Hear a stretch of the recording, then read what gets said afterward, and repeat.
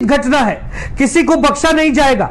अरे एक ट्रॉली पत्थर आ गए, गैस के गोले आ गए, तेजाब के गोले आ गए, तलवारें आ गई, क्या क्या बम गोले आ गए, इतने लोग 500 से 1000 की भीड़ आ गई, हमारे राज्य की निर्दोष जनता को अपमानित कर रही है, मार रही है, पीट रही है। 3 से ज्यादा डीसीपी घायल हो गए, कई पुलिसकर्मी घायल हो गए, कई नॉर्मल आम शहरी घायल हो गए, और हम विपक्ष होने के नाते इनसे सवाल पूछें तो कहेंगे नहीं नहीं, ये यूबीटी वाले जो हिंसा की बात करते हैं। अरे आप क्या हमको दूसरा मणिपुर देना चाहते हैं? आप महाराष्ट्र को मणिपुर जैसा बनाना चाहते हैं? पिछले 1 साल से न कोई उद्योग धंधा वहां जा रहा है, न कोई पर्यटन वहां जा रहा है, वहां के नागरिक कैसे जी रहे होंगे वही लोग जानते हैं। वही हाल आप हमारा करना चाहते हैं क्या? जंगल राज की तरफ हमारे राज्य को आप ले जाना चाहते हैं? अंजना जी, मैं इन लोगों से कहता हूं 500 से 1000 लोग थे, अभी तक 50-60 लोग क्यों पकड़े गए? अरे बढ़ाइए ना कॉम्बिंग, उतारिए ना सेना को, पुलिस को, एक एक व्यक्ति को पकड़िए जो वहां पर दोषी था, एक एक गुंडे को, एक एक दहशतगर्द को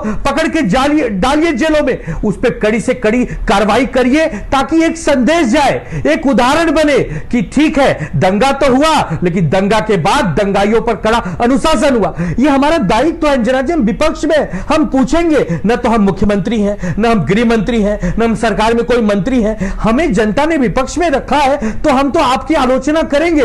आपने सुधांशु जी से सीधा सवाल पूछा कि गड़े मुर्दे आप उखाड़ रहे हैं, गोल गोल गोल जर्मनी से लेकर भारत तक की बातें कर दी, लेकिन कानून व्यवस्था पर एक शब्द भी उनके मुंह से नहीं निकला। अरे आपको जिम्मेदारी है भाई, गृह मंत्री मुख्यमंत्री नागपुर से हैं, नितिन गडकरी जी नागपुर से हैं, आरएसएस का मुख्यालय नागपुर में है, नागपुर एक महानगर पालिका है, हमारे महाराष्ट्र की उप राजधानी कही जाती है। अगर नागपुर सुरक्षित नहीं है, नागपुर का आम जनमानस सुरक्षित नहीं है, तो छोड़ देनी चाहिए कुर्सी आपको। आप ये बच के भाग नहीं सकते कि अरे ये नहीं हुआ, वो नहीं हुआ, पुलिस ने जानकारी नहीं ले पाई, खुफिया एजेंसी को पता नहीं था। गुलाबचंद दुबे जी इसका जवाब दीजिए। उन्होंने शिंदे साहब को कोट किया, आज उन्होंने कहा सब बार बार बताया जा रहा है सुनियोजित साजिश। तो सुनियोजित साजिश भी रोकना तो सरकार की ही जिम्मेदारी है ना, विपक्ष थोड़ी रोकेगा। जी जी अंजना जी, जिस बेबाकी से हमारे भाई आनंद दुबे जी पूरा वर्णन कर रहे थे, हाँ। शर्मनाक की बात है। ये पुलिस के ऊपर सवालिया निशान खड़ा कर रहे हैं, प्रशासन पर सवालिया निशान खड़ा कर रहे हैं।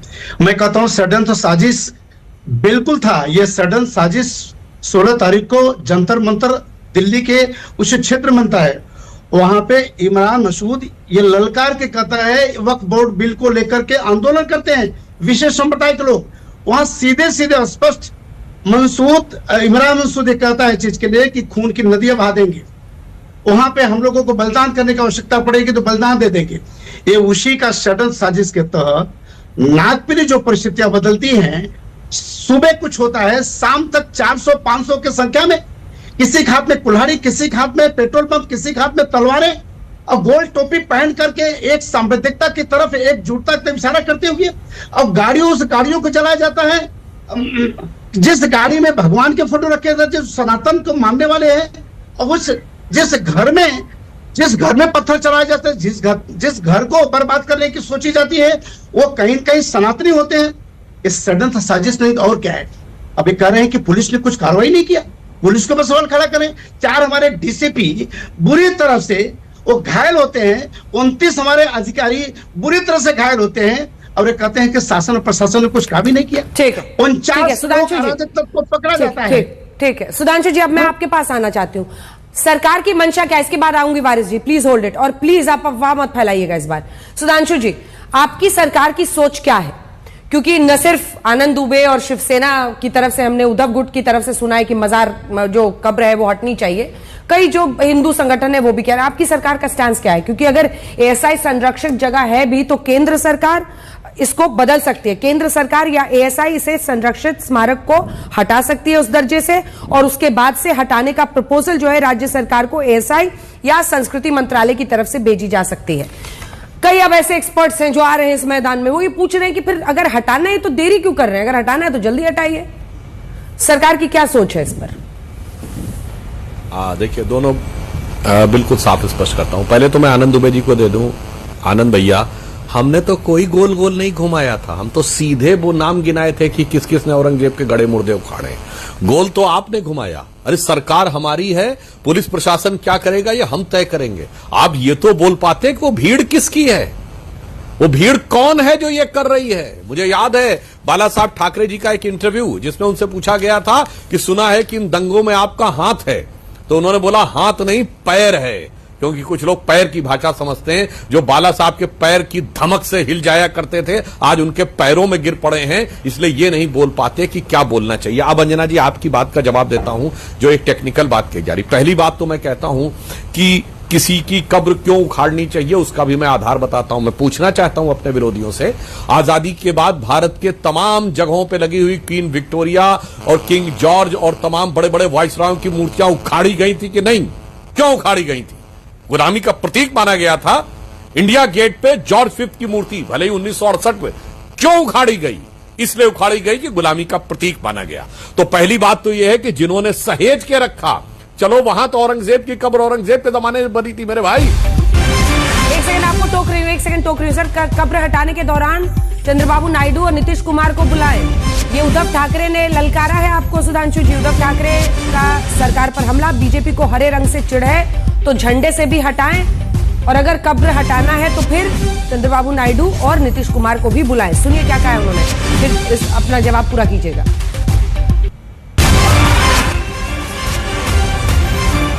मैं मुख्यमंत्री नहीं हूं, ना ही मैं गृह मंत्री हूं, तो मुख्यमंत्री जो है मुख्यमंत्री जी को पूछो किसका हाथ है, क्योंकि आरएसएस का मुख्यालय वहां है।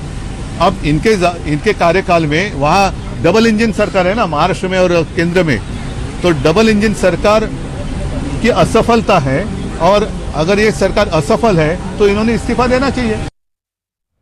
वो इस्तीफे की भी मांग कर रहे हैं, और इसी बातचीत में आगे उन्होंने कहा कि चंद्रबाबू नायडू और नीतीश कुमार को बुला लीजिए, फिर कब्र उखाड़िए। जवाब दीजिए सुधांशु जी। दोनों बातों का जवाब देता हूं। पहला तो मैं पूरी विनम्रता से कहना चाहता हूं, जिसे कहते हैं संगति में बैठ के व्यक्ति का कैसा मन भ्रमित हो जाता है। उद्धव ठाकरे जी, ये भारत के झंडे में हरा रंग, इस हरे से मतलब नहीं है। वो हरा रंग हरियाली का प्रतीक है, जो वंदे मातरम में कहा गया, सुजलाम सुफलाम मलयज शीतलाम शस्य श्यामलाम मातरम वंदे। मेरे भाई कितना हरा चढ़ गया दिमाग पे कि हरा रंग जो हरियाली का प्रतीक था वो मुसलमानों का हरा नजर आने लगा।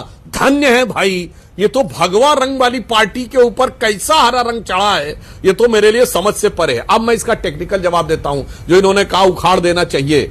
जानते हैं अंजना जी पेच क्या है? सिर्फ ASI प्रोटेक्टेड मॉन्यूमेंट होता तो कोई बात नहीं थी।